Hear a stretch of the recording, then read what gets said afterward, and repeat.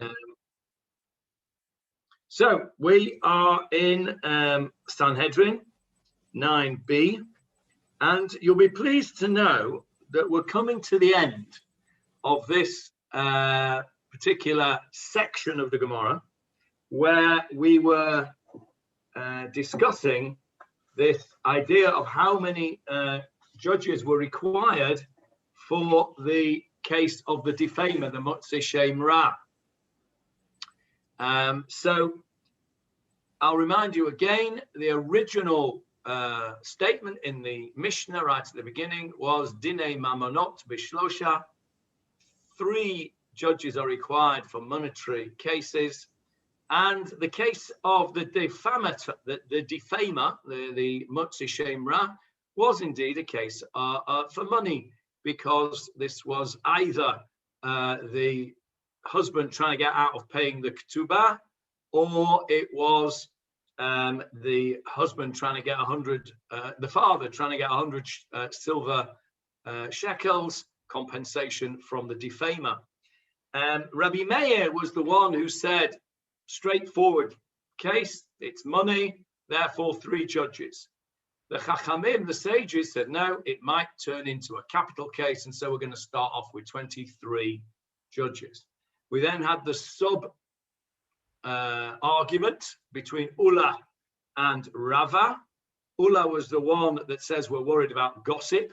Maybe somebody will come along and say, yes, I know, there was some adultery that went on here, I witnessed it. Rava says we're not worried about that, but what we're worried about is the kavod of the judges. We don't want to be messing around, changing judges here and there. And then we went through a whole bunch of cases to try and narrow down the differences between Rabbi Meir and the sages to as narrow a possible case as we could, so that we would have agreement in all the other cases. And we had various different suggestions, and we're about to do now suggestion number 7. I'll give you a little spoiler. There's one more after this, number 8, and then that's it for this particular. But we had learned lots on the way, haven't we? On the way, we've learned about what kind of judges, what kind of witnesses are pasul, are disqualified. We've learnt what kind of things you mustn't do, like eat in the street. We've also learnt which relatives can't be witnesses. We also learnt about Eidim Zomamim, about the witnesses who discredit the first bunch of witnesses by saying you can't possibly have witnessed this event because at the time and place that you say you witnessed it, you were somewhere else, i.e. with us. We also learnt on the way about the fact that everybody who has to have a warning, and they have to have a warning about the punishment they're going to get and the specific type of punishment and how that punishment will be carried out. All of those things are things that we've learned on the way. And we're going to learn another little gem right now. So we're over here on 9b. We're on page 47 of the written Steinsaltz, if you're following with us over here, E-Bite Ema. So, can you share the screen, Johnny? Okay, will do. Thank you.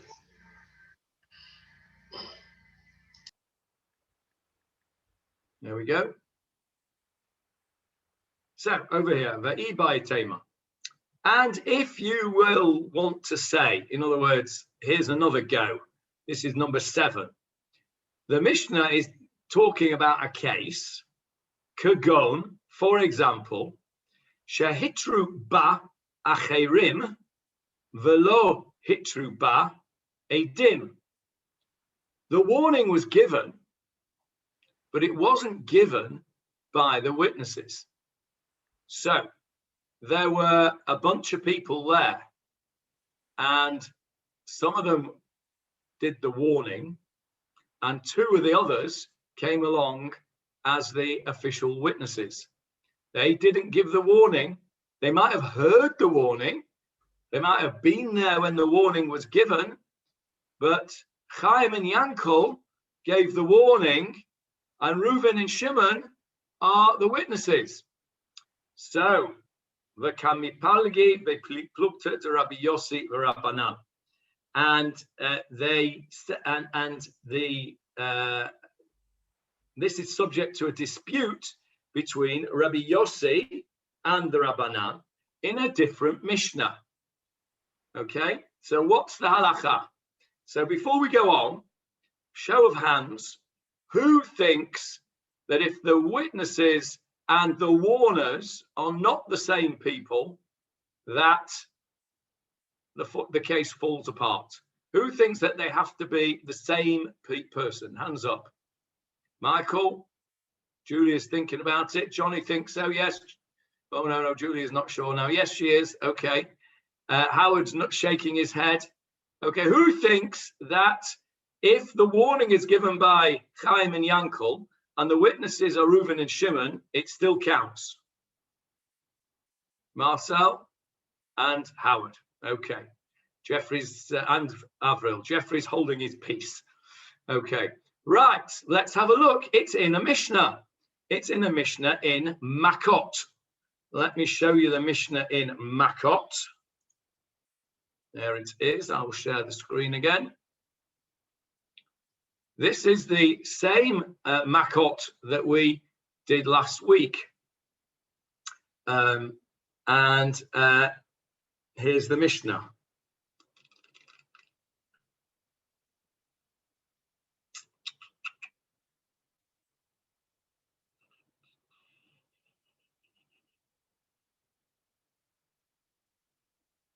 Here we go. Rabbi Yossi Omar. Rabbi Yossi says, Amalei Rav oh no, that's not it. Where are we? That's the Gemarah. Need to go further on. Want the Mishnah.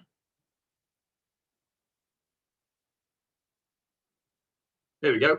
Here we go. Rabbi Yossi Omar. Rabbi Yossi says, La'olam, really, Ein nehergin, we don't put anyone to death, we don't execute anybody, ad sheyehu shnei edav matrin bo, until we've got a situation where the two witnesses are the ones doing the warning.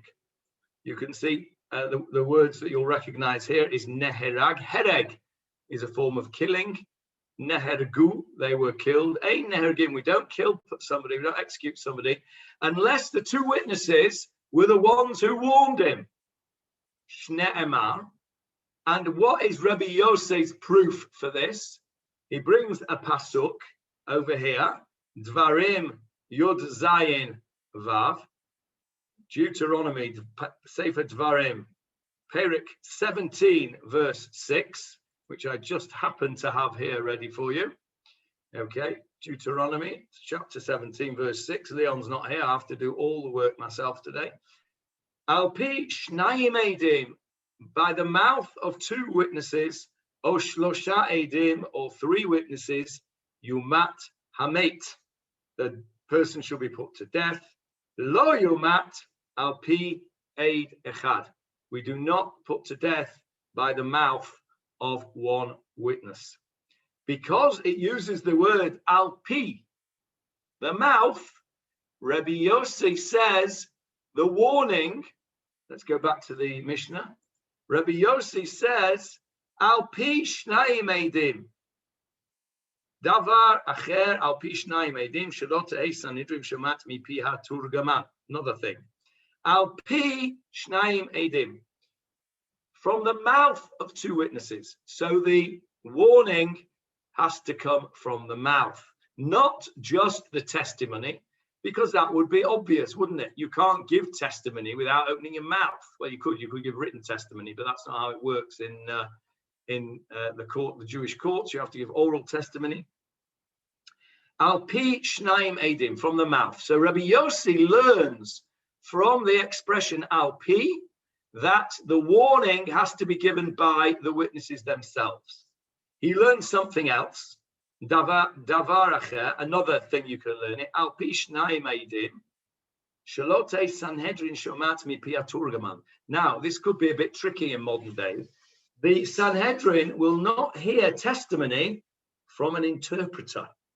Turgaman is an interpreter, from the word Targum. Anybody heard that word Targum? Targum Yonatan is in Aramaic. Targum Onkelos. Targum Onkelos, correct.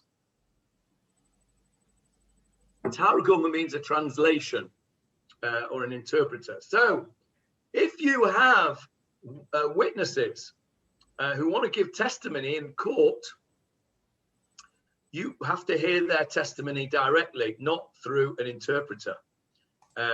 Now, I think that's very sensible if you ask me, because I have many occasions in my medico-legal career have interviewed claimants in cases where they're claiming to have had injuries, and the translator, who's translated from Urdu usually into English, has not translated faithfully. How do I know that? Because over the years of 20-odd years, 27 years of doing this work, I have picked up a little bit of Urdu. And I don't ever let on that I know a bit of Urdu, but you often find that the translator that comes with these gentlemen is the person who is the claims management company's representative, in whose interest it is to get a nice fat settlement because they're on a percentage. So they have a vested interest in making the injuries sustained by their client as bad as possible. So when I say to them on a scale of 0 to 10, how bad was the pain? And they say to me in Urdu 6, and he translates to me 9, I know that he's not telling me the exact truth. And so therefore, the Sanhedrin was obviously also aware of this danger. And according to Rabbi Yossi, according to this Mishnah in Makot, you have to hear it al pi shnayim eidin. You have to be from the mouth of the witnesses themselves, not via a translator, because they are not necessarily trustworthy. Okay, so we have now learnt, Rabbi Yossi says that the two witnesses have to be the ones that warn. So who are the ones that said that? That was Julia and Michael and Johnny. So you, hooray for you. Now, the problem, Julia, before you get too excited with yourself, one sec, Howard, before you get too excited with yourself, we have to ask our question, why is Rabbi Yossi saying that? The reason that he's saying that is that there must be another opinion that says different. Otherwise, we wouldn't say Rabbi Yossi Omer. We would just say Kulam Omrim, or we would just say the facts. The fact that it says Rabbi Yossi Omer and gives him a name is indicating that he is replying or responding to another opinion. The other opinion is called the Tana Kama. Now, Kama means first. Tana, we know what a Tana is. Tana is one of the rabbis. The Tana Kama is the first opinion in a Mishnah. Sometimes we're told an opinion without a name, and that's known as the Tana Kama, the first opinion. We're not necessarily given a name. Usually the Tana Kama in a Mishnah is Rabbi Meir, but not always. So here, our Mishnah says, Rabbi Yossi says. So there must be another opinion, otherwise we wouldn't get told it's Rabbi Yossi. So the other opinion, the Tana Kama in this Mishnah, must hold the opposite. He must hold like Howard and Marcel and Avril held, which is that they don't need to be the two same people. In other words, there is a machloket, there is a disagreement. Okay, And that's how clever this whole thing is. You read this, Rabbi Yossi says X, and you think, fine, very nice. But then they say, well, hang on a minute. Why is he saying that? And why are we told it's Rabbi Yossi that says that? And it's genius, because he says, well, if Rabbi Yossi says that, and we're told it's Rabbi Yossi, somebody else must say different. And then we imply and we infer that there is a Tanakama here, which we haven't read. The Tanakama says the opposite. So we have a dispute between Rabbi Yossi and the Tanakama, the Chachamim in this case. So let's go back now. Just bear that in mind, and let me take you back to the Mishnah, to our Gemarah, sorry. There's our Gemarah back. So let's go again and say what we said. And if you want to say this, here's number 7 attempt at narrowing down the issues.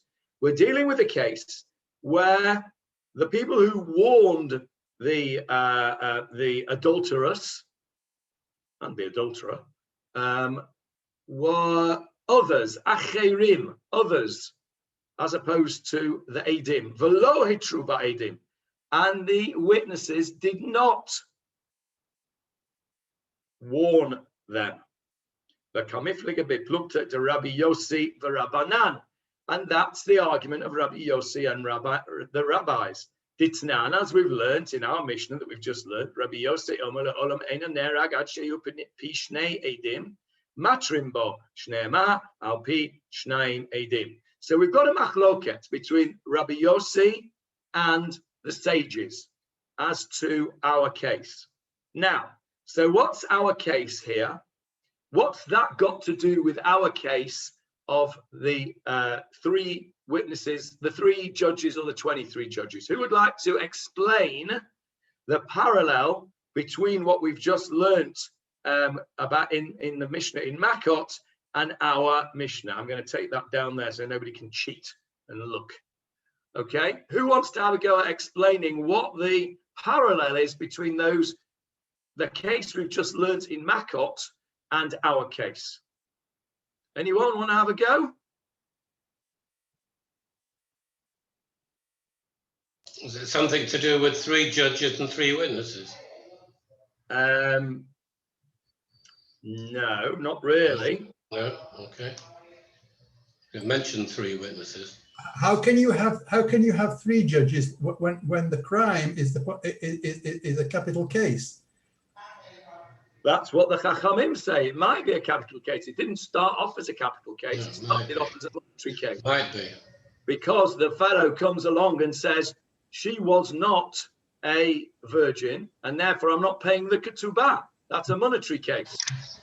It only potentially turns into a capital case if somebody comes along and says, "Oh, I know about that. I witnessed the adultery. I can confirm all that information," and that's Ullah's view. Okay, let's have a look what it says here, because it explains it very nicely here. So, therefore, let's go from here. Rabbi Meir, he's the one that says it's only 3 judges. It's only ever a monetary case. We're not worried that it's going to turn into a capital case. Why? He will agree that in our case, where the witnesses themselves did not do the warning, that is not going to be a capital case. So he agrees with Rabbi Yossi. Rabbi Yossi in our Mishnah in Makot said, it's over here, Eino nerag ad sheyu pnei shnei edav matrim bo. We don't do any punishments. We don't kill or execute the person unless it comes from the mouth of the 2 witnesses. The warning has to come from the mouth of the 2 witnesses. That goes, Rabbi Meir will agree with that. So in our case, remember, we're dealing with a case now, number 7 here. Case number 7 is where acherim, other people warned the couple, not the witnesses themselves. So the witnesses themselves did not warn them. And therefore, Rabbi Yossi says we can't call this a capital case because the witnesses did not do the warning. Rabbi Meir agrees with him and therefore has no need for 23 judges.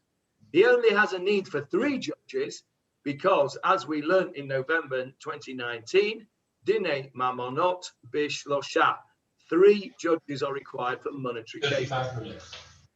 So that is Rabbi Meir. Let me just mute Johnny there. There we go. Now, the rabbis, however, in the Mishnah, will agree with the rabbis in Makot. The Chachamim, who are the ones in our Mishnah right at the beginning, who said we need 23 in case it turns into a capital case. In our case now,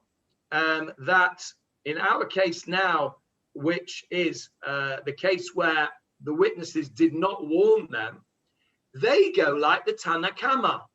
They go like the first opinion that we actually don't see in the Mishnah in Makot, but which we assume is there, because otherwise, why are we told Rabbi Yossi disagrees with that?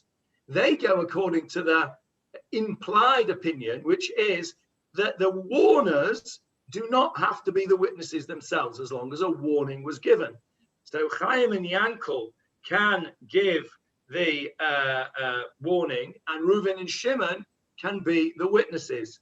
And our sages of our Mishnah agree with the sages of the Mishnah in Makot. And therefore, our case here, where other people gave the warning, could turn out to be a capital case. And therefore, if it could turn out to be a capital case, we better have 23 judges in the first place so that we don't have to mess about and start all over again. And that's how we've come to case number 7. Case number 7 is a case where there were witnesses to adultery, but they didn't give the warning.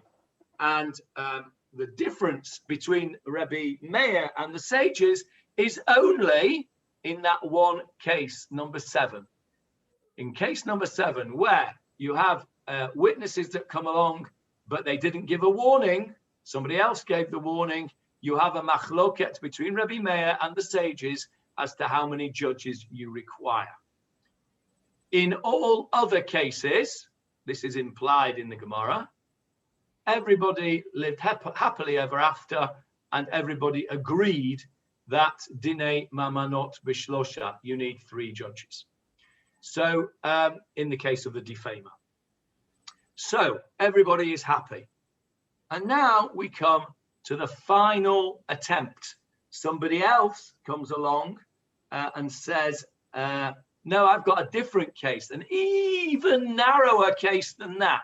Because the idea, each one of these 8 cases has narrowed it down to an even more absurd case, because we want to make the machloket between Rabbi Meir and the sages from the beginning as narrow as possible, so that the opposite is true, that the great vast majority of cases, they're in agreement. That's the whole point of this.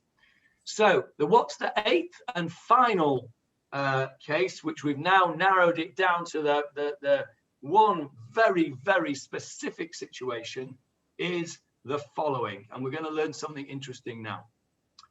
The Ibaitema. And if you want to say, I've got a different one, and this is number 8. Kagon. We are dealing with a case, the itkachush bibdikot velo itkachush bachakirot. Difficult words, those, difficult words to say. However, those of you who daven in the mornings will recognize, or should recognize, this word here, the itkachush. What is a word similar to that with the same root that we say every morning in davening? We've had it before in our Gemarah Shir as well. Any offers? It's in Kedusha, isn't it? No? Where is it in Kedusha? Kedush, no, Naktishach. Naktishach? No, it's not Naktishach. Nakdishach is with a kuf, and that's part of Kodesh. Any? It's not in Kedusha. Any other offers? Okay then. You'll kick yourselves in a minute when David tells you. Rabbi Yishmael Omer. Rabbi Yishmael Omer, v'chein shnei Shnei ksuvim hamachishim zeh zeh. hamachachishim zeh et zeh. And similarly, two psukim which contradict one another. Ad sheyavo hakatov hashlishi, until the third pasuk comes, v'yachria beinehem, and decides between them. It's the last of the 13 exegetical principles of Rabbi Yishmael, just before the first Rabbanan Kaddish in davening. And this is the word it kachush, means to be contradicted. So what is our case? Our case Can is... I just say, sorry, yeah. The word badika is one that we use now, currently, isn't it, for medical tests? Correct. Is it? Absolutely. That's absolutely. That was my next question. Where do we see the word badika? What is a badika? Examination. It's an examination, a test. So if you were only Avril and Julia can know this, because only they could have been premenopausal women. The rest of us could never have been premenopausal women. But premenopausal women would know what a badika is, because when they have to keep the laws of Nida, then they have to do a badika. They have to do a examination of themselves to see whether their menstrual flow has stopped, and that was also a word called badika. It's a badika is a badikat dam, a blood test, badikat sheten, a urine test. Badika means an examination. So here, kagon for example, the it kachush, where the witness or the testimony is contradicted. Same word as hamachachishim, b'badikot, in the examination. Now, what examination are we talking about, do you think? Julia? You're our only lawyer today, Julia. No, I'm not. Howard's here. Oh, I forgot Howard. I do apologise, Howard. Howard's a much more professional Howard, lawyer I do apologise. You've been sitting so quietly today, Howard. I hardly noticed you. But Okay. I would... Howard and Julia, what kind of examination are we talking about here? Presumably the examination of the witnesses. Yeah, and presumably the cross-examination of the witnesses, where you're trying to, where the opposition is trying to discredit the witness. So in a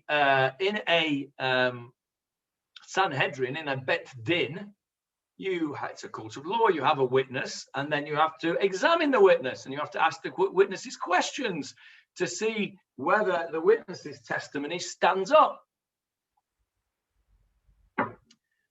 Let's go on. Velo it kachush, but their testimony is not contradicted. Ba'chakirut. What is a chakira? Anybody know what the modern Hebrew word mechkar means? David? An investigation. Yeah, mechkar is research. So a choker is a researcher. And what does a researcher do? He investigates. So here, literally what these words mean is we have a case here where the testimony was contradicted during examination, but was not contradicted during investigation or interrogation. Now, you're going to ask me, aren't you, I hope, what's the difference between badika and chakira? What's the difference when you've got a witness between examining the witness and investigating the witness? Any offers? Investigating checking the background to the case, independent of the witness, to see whether you find whether third parties will actually say that he said that this is what happened or this is where he was. Okay, which one is that? Investigation, because you're investigating the witness. You're not investigating. Interrogating, you interrogate the witness himself. Investigating, you're investigating the background to the witness, etc. Most probably with not contacting the witness himself, but looking around it. Okay, it's not quite right, but you're on the right sort of lines. They are both actually talking to the witnesses themselves. But isn't one pre-trial and one's Well, at the trial? no, they're both at the trial. Johnny, Michael raises something I've been wanting to ask. Are we in an accusatorial system, as in common law countries, or inquisitorial, as in under the Code Napoleon? Would you know? Inquisitorial. Inquisitorial. Inquisitorial. Interesting. Yes, it's the judge. It is the judge who makes the inquiries, not the tovea of the other side. It's not adversarial where you have your judge who's the referee. It is inquisitorial, as in the Napoleonic system. Yeah. And it's not a matter of counsel trying to discredit the witness. Well, they will do that anyway, won't they? Because they will. The key to the common law, the accusatorial system, is to say, are you lying now or were you lying earlier when you said something different? Yeah. Well, a good tovea will, of course, make an opportunity to make those points, even in an inquisitorial system. But yeah, it's not as blatantly adversarial as that. It is an inquisitorial. In other words, the judge is the one who's making the inquiries, or the judges are the ones making the inquiries. So what's the difference between bdika and chakira? Any other suggestions? Okay, what we need to know is we need to go back, just refresh your memories, please, regarding the idea of edim zomamim, the witnesses that discredit the first lot of witnesses. How do they do that? How do they discredit the first lot of witnesses? The second lot of witnesses come along and say, they say, well, I was there with, one of them says, I was there with you, so how could you have been there? correct. They say, you just said in your testimony that you witnessed a crime on Monday afternoon at 2 o'clock. That can't be the case, because on Monday afternoon at 2 o'clock, you were with me in a different place. That is called hazama. The word we see, edim zomamim, the noun is hazama. Now, in order to do hazama, in order to discredit the witnesses in that manner, you have to know two things. You have to know from the witnesses where they say the crime took place and at what time they say the time that the crime took place. So if they say, well, I saw the crime, but I don't know what day it was, and I never looked at my watch, I don't know what time it was, then they cannot be discredited by hazama, because nobody can then come along and say, well, you weren't there at that time, because they haven't said what time it took place. That is invalid testimony. That is called chakira. That is called chakira. That is the basic substance of the interrogation of the witnesses. Unless the witnesses can say what time and at what place they witnessed the crime, their testimony is kicked out from from the start. Because you can't have testimony which is not able to be subject to hazama. That's a halakha. If you can't have a set of witnesses that could come along and do hazama and say, you weren't there at that place at that time, then that testimony doesn't count. Julia's not happy with that, but while Julia's thinking about it, Marcel's going to say something. Julia, you can have a go in a minute. Marcel first.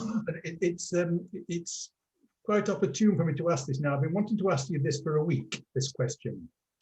I've been studying Masechet Eidim in Mishnah Torah, and I'm not sure if we've touched on it before, because sometimes you can't always remember what you've touched on in the Gemarah. And the question is that if the Eidim are possul, what actually happens to the case? Is the case dismissed?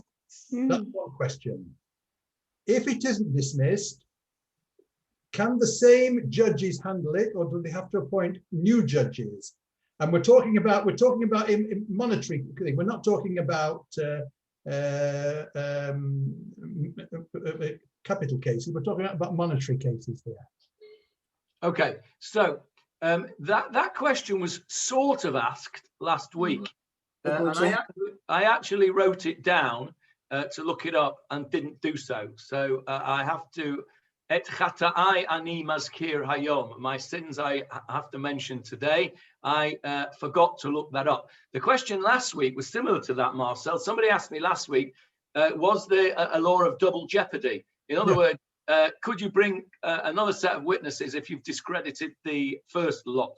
Now, in monetary cases, for sure, you can bring another case.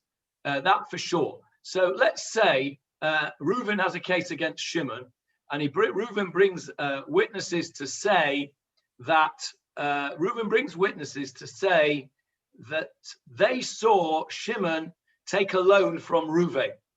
They saw Shimon take a loan of 100 shekels from Reuven, and he's never paid him back, and therefore the court is asked to make Shimon pay 100 shekels back to Reuven. For whatever reason, those eidim become pasul. Now, the question is, can they bring another case where he brings another set of witnesses? But if there are no other witnesses, I wasn't referring to that. That wasn't actually my question. What was your question again then? I must have misunderstood your question. Tell me your question again. My question is that whatever number of witnesses there are, 1, 2, 3, or 4, they were proved to be pasul. Okay. They're not valid witnesses. Okay. What then happens to the case? Is the case dismissed, or is it handled by the judges alone without witnesses for the 3 judges to decide? And if that is so, if it can go on for judges to decide, can it be the same judges who have heard the pasul statement from the eidim? Okay, I understand your question now. Right, this is what happens. You've got a case that I've just described. Reuven comes to court with Shimon and says, I lent Shimon 100 shekels. For some reason or other, I don't have the shtar. I don't have the document. I don't have the loan document. If he's got the loan document and it's signed and everything else, easy. I don't have the loan. It got lost. It got burnt. It got whatever. I don't have it. It doesn't exist. Shimon, on the other hand, cannot come along with the loan document and say, look, it's back in my possession, therefore it must have been paid. Because what you're meant to do when you give a loan is you write out a document of loan, right? I, Reuven, have lent you, Shimon, 100 shekels, right? And it's due to be returned whenever. Reuven then keeps that document. They both sign it, and it's signed by witnesses, and Reuven then keeps that document. When Shimon comes back with the 100 shekels, Reuven then signs off on the loan and says, paid with thanks, and gives the document to Shimon. Right? Shimon's got a receipt saying he's paid back. Reuven brings Shimon to court. The judge says, Reuven, where's your loan document that says you lent Shimon the money in the first place? I haven't got it, Your Honor, because it's lost. So the judge says, well, how do I know that it wasn't paid up? And that's why you haven't got it, because you gave it to Shimon. Let's ask Shimon. Shimon, did you pay? Yes, I did. Did you get the loan document back? Yes, I did. Where is it? I don't know, I've lost it. So now we've got a situation where no document can assist Reuven and no document can assist Shimon. So the judges sit there, the three of them, because this is Dinei Mamonot, and we know that Dinei Mamonot Bishlosha, they sit there and they scratch their heads and say, well, what should we do now? So Reuven says, I tell you what, I can prove that I gave the loan. I can prove that I gave the loan, even though I don't have the document, because I've got witnesses who actually saw me give the loan. So Reuven brings his witnesses and they say, yes, on the 2nd of February at 2 o'clock, we witnessed this loan take place. Fine. Kosher witnesses, fine. Therefore, the court is now in a situation whereby it believes that a loan took place. However, Reuven can't prove that he didn't get his money back. Shimon, on the other hand, can prove that he did give the money back, because he could bring witnesses to say, I don't have the document anymore because it's lost, but I can bring 2 witnesses to say that on the 2nd of March at 2 o'clock, I returned the money to Reuven and I received the loan document in return. And I've got 2 witnesses that say that that's what happened. Okay, so now they're both back at 15 all now, because Reuven has proved a loan took place. Shimon has proved that the loan was repaid. Reuven cannot prove that the loan was not repaid, because you can't bring a witness to prove that something didn't happen, because these 2 witnesses, whoever he brings, could not possibly have been with Reuven 24 hours a day, 365 days of the year, ever since the loan took place. Not possible. So you can't prove by witnesses that something didn't take place. So that's our case. You're saying now we have to have a situation where we prove that the witnesses are all pasul, all of them, okay?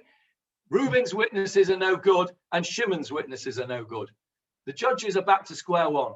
What do we believe here? The case has to be dismissed.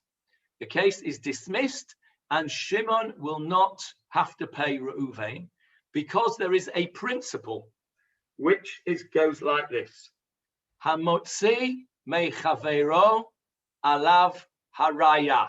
Okay, it's a very, very important and famous principle in Jewish law.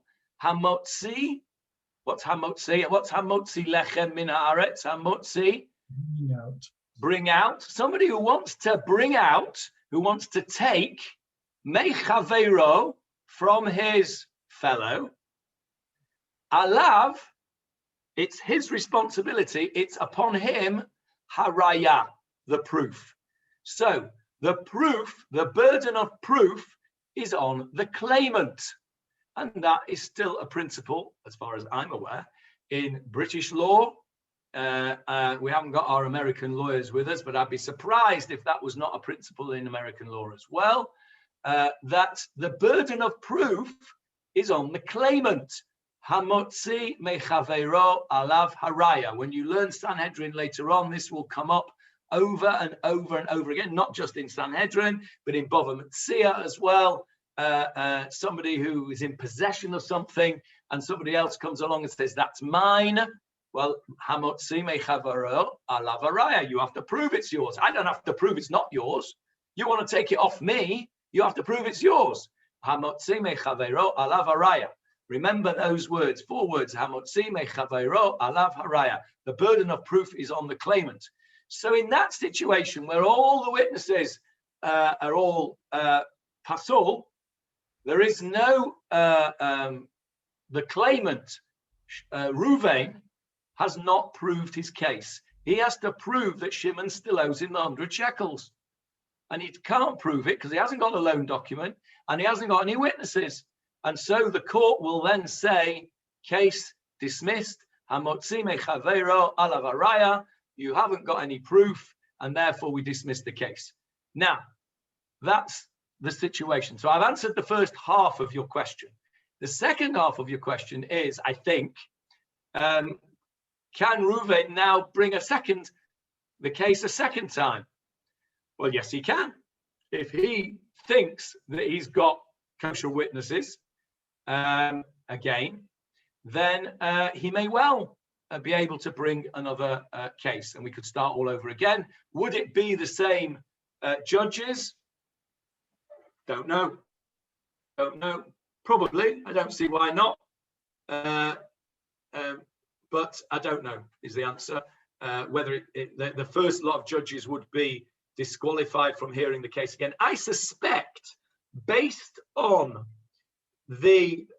I'm going to use a bit of Gemarah cop here now. Listen to this. Bearing in mind, I've only just been asked this question. Based on our Gemarah that we've been learning for the last few months, the Gemarah that says, Rabbi Meir says, Dine mamonot b'shlosha, in the case of the defamer, it's 3, and the sages say 23. Remember the sub-argument between Ula and Rava. Ula said, I'm worried about gossip. What did Rava say? I'm worried about the kavod of the honor of the judges. I'm going to say, Master, I'm going to stick my head on the block and say that on that basis, it would be the same judges who would hear the case again. Because otherwise, people would say that they're hearing the case again because the first lot of judges made a mess of it.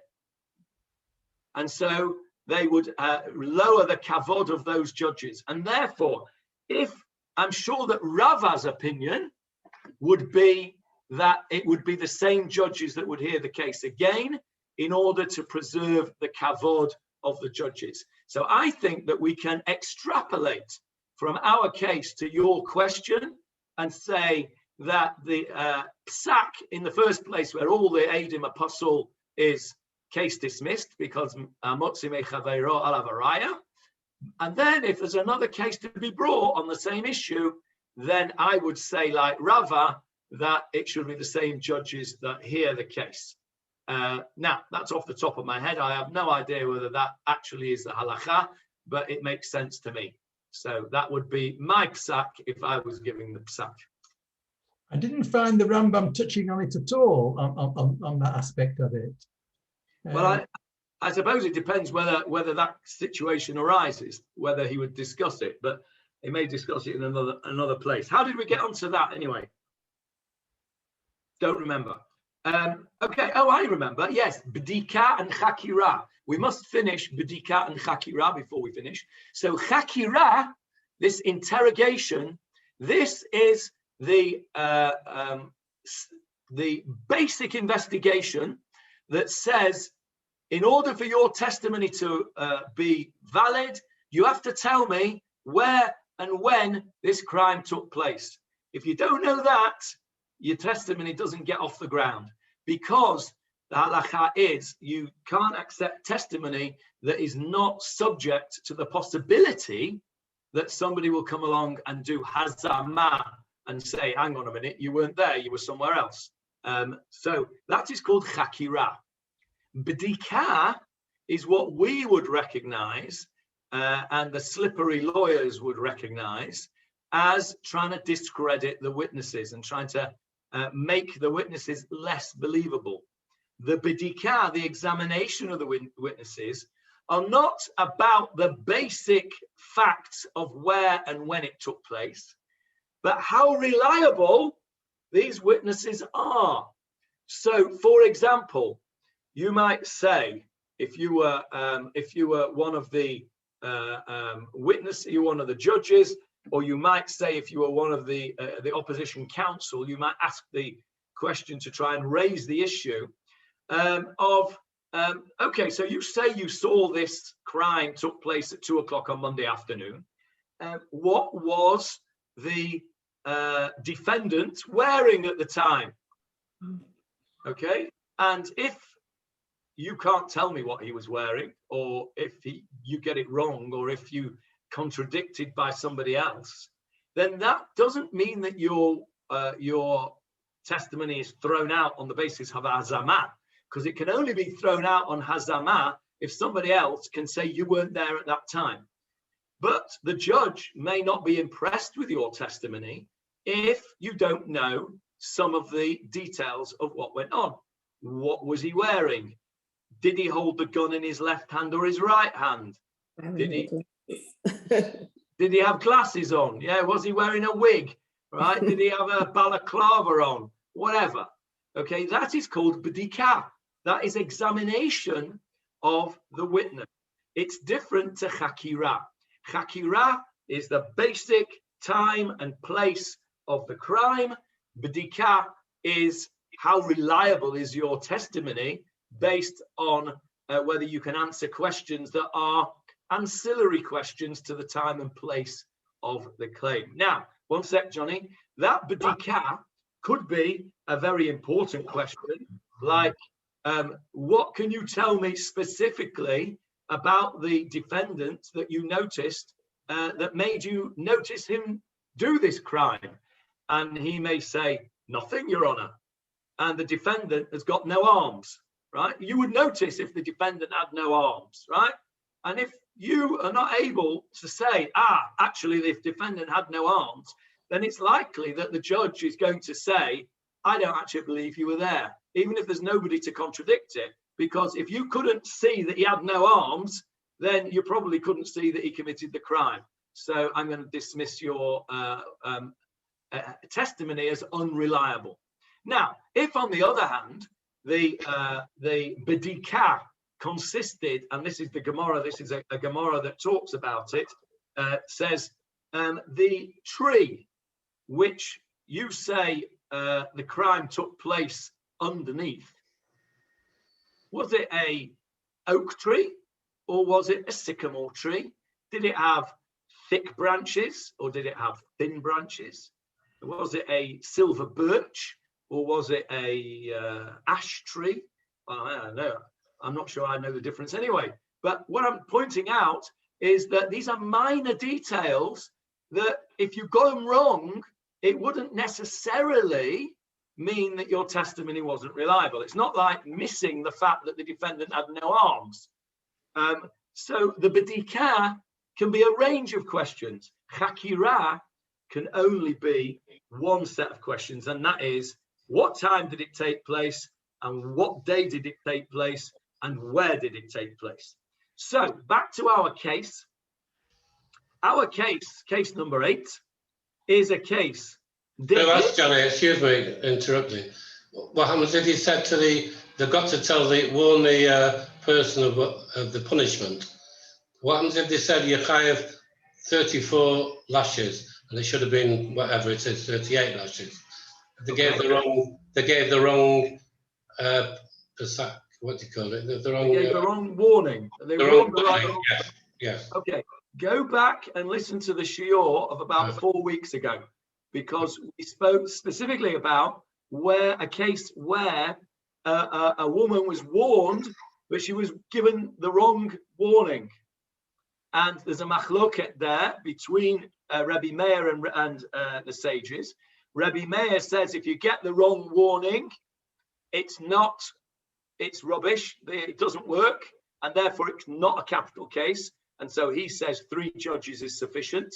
The sages say, no, if long as you get a warning about the punishment, I'm not sure if it's the wrong punishment altogether. Our case was that she wasn't told which way she would be killed. Do you remember? Yes.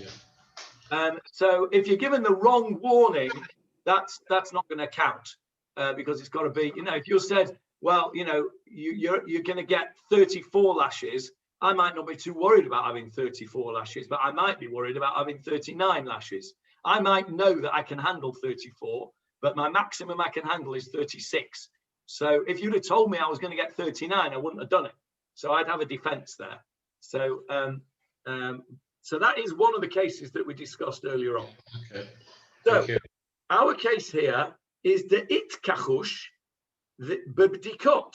They were contradicted. In other words, the witnesses made a mistake and they were contradicted in the examination section of the testimony. In other words, What was he wearing? Did he have glasses? Did he have a hat on? Did he have two arms? What tree was it under? That kind of thing. Velo itkachush b'chakirot. But nobody is disputing what they say about the time and the place of the crime. So their basic testimony stands. Because if they're contradicted in Chakirah, they're out.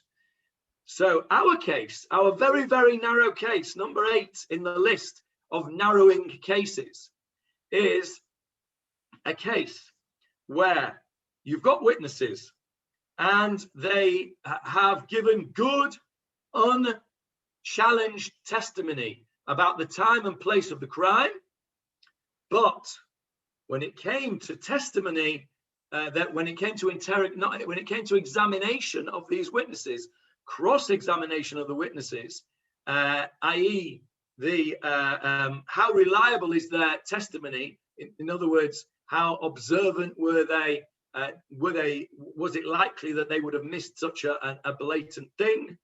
Here we have some doubts, and there is itkachush, there is contradiction. In that case, we have, let's go on, biflukta de ben Zakkai v'Rabanan. And they say this is a parallel between another Mishnah where we learn a machloket, a disagreement between Ben Zakkai and the rabbis. And where is that Mishnah? That Mishnah will be reached in around about, 22 years, because it's on page 40a of Sanhedrin. So, because we haven't got such good memories, we better, and we won't remember it in 22 years, we better look at it. Now, but before we do that, we'll look at it next week, actually, because I'm going to have to go in a few minutes. I just want to point out something interesting to you here. Who is this Ben Zakkai? Anyone want to hazard a guess who is Ben Zakkai? Famous man. Again, Marcel? Not Rabbi Shimon Ben Zakkai, is it? No, you're close though. His grandson? Johnny, I think it was on the tip of your tongue. I could see it. I said Yochanan. Correct. It's No, Rabbi I read it. I'm sorry. I read it. Rabbi Yochanan Ben Zakkai. Rabbi Shimon Ben Zakkai. I think, Marcel, you just got mixed up with the name. As far as I'm aware, Rabbi Yochanan did not have a brother called Shimon. He might have done.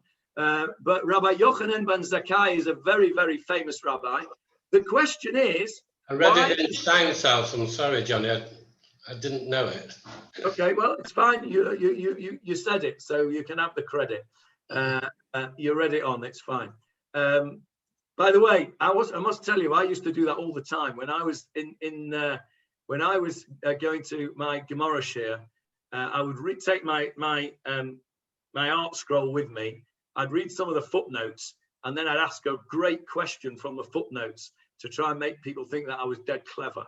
But you know, after a little while, I got caught out. So because I asked a question that was just a little bit too clever, and the Rebbe didn't believe that it was my question, and he asked me whether I perchance might have had an art scroll on my knees underneath the table.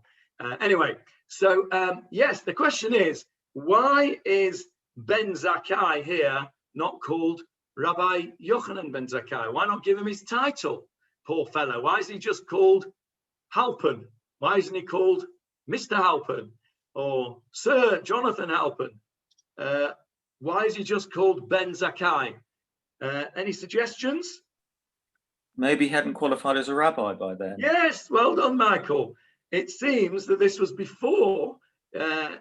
He's one of the very few people who was given the credit for an opinion even before he became a famous rabbi. Anybody suggest somebody else in that category who's not called Rabbi so-and-so? And you all know it because you've all said it at least once a year, And for some of your lives, you will have said it twice a year. There's a clue.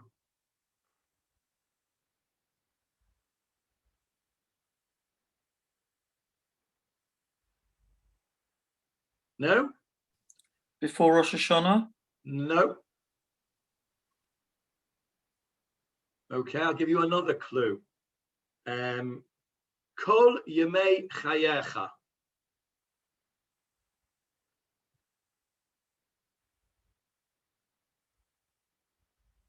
Okay. Offers, David? Elazar ben Azariah. Yes, it's in the Haggadah. In the Haggadah, what do we say? Rabbi Elazar ben Azariah says, Ani harei ani keben shivim shana. I am like a man of 70 years old. He wasn't, he was only 18 according to the Gemarah, but he was like a man of 70 because he'd gone old overnight to make him look old and venerated. I'm like a man of 70 years old. And I never understood that you had to say the Shema both in the morning and the evening. Ad Darsha. Next words. Benzoma. Benzoma, correct. Until Benzoma. You have to be very careful how you say that word. You have to use the mem and not a nun. Don't get mistaken to say Benzona, because it's not a very nice thing to say. Benzoma, until Benzoma came along and explained the pasuk, Kol yemei chayecha hayamim, Kol yemei chayecha haleilot. Benzoma came along and explained that when it says you have to remember Yetziat Mitzrayim all the days of your life, the word all includes the nights. And we say that Ad Shadarsha Ben Zoma. We don't say Harav Ben Zoma, Rebbe Ben Zoma, Rebbe Chaim Ben Zoma, just Ben Zoma. And here's the most famous example of somebody who's not given the title Rabbi. But here, Ben Zakkai, who then went on to be the great Rabbi Yochanan Ben Zakkai, over here is just referred to as Ben Zakkai. David, did you want to say something?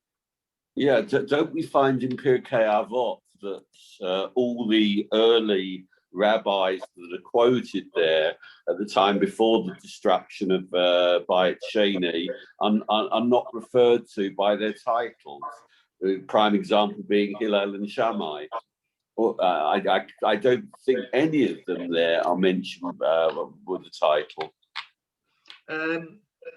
Possibly that's true. You have Ben Bagbag as well, don't you?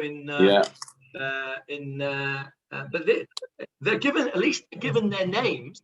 Ben Zakkai is just given his father's name. He's not even given his own name. Yeah. And I think that like Ben Zoma and like Ben Bagbag, Ben Hey. Ben Hey. These are all examples where they're not given their full name. What about Ben Kingsley, Johnny? Sorry? Ben Kingsley. Ben Kingsley, yeah. Ben Kingsley. Sir Ben Kingsley. Sir Ben Kingsley. Okay, so we will see next week, Bezrat Hashem, we will skip into the future 20 odd years, or maybe even longer, and go to page 40a next week and have a look at the dispute between Ben Zakkai about Uksei Te'enim, the stems of figs. And we'll see what happened in a case which Ben Zakkai was involved in. And we'll see the parallel to our situation here, where the itkachush bibdikot, the witness was contradicted in the examination, but not in the chakira. So now, today, what have we learned today? We've learned very, very important principle that chakira is vital. Chakira means interrogating the witnesses about time and place of the crime. If they are contradicted by other witnesses, that's hazama, end of story. But you can contradict witnesses in another situation, which may not be the end of the story. And you will have to wait until next week to find out the exciting end of the 8th case. So With that, I will bid you a fond farewell, leaving you on a cliffhanger as usual. Next week, we have a busy week. Sunday, we have the Tanakh Shiur. Monday, we have the play reading, the trial of Ben Gurion. Details have been sent out and will be sent out again. Tuesday, we have the second Shiur of Shemitah. Wednesday, back to the Gemarah Shiur. And also Wednesday night, the Rav's Shiur, of course. Phew, there we go. Right. No share tonight, Johnny, from Ravina. That Shemitah, it's so late. I was exhausted. As I wrote you, I was exhausted last night. Yeah, me too. But the problem is that Mariv doesn't finish till 8:30. No share from Ravina tonight, Johnny. There should be a share from Ravina. No, it's been cancelled. No, it's cancelled. I've just seen a message. Just cancelled it. So no share with Ravido tonight. Yeah, I know it's late, Marcel, but there's nothing I can do about it. Mariv doesn't finish till 8:30. Johnny, I might have to just listen to the recordings because I couldn't concentrate. It's okay. That's why we have the recordings. Yes. I think it would be a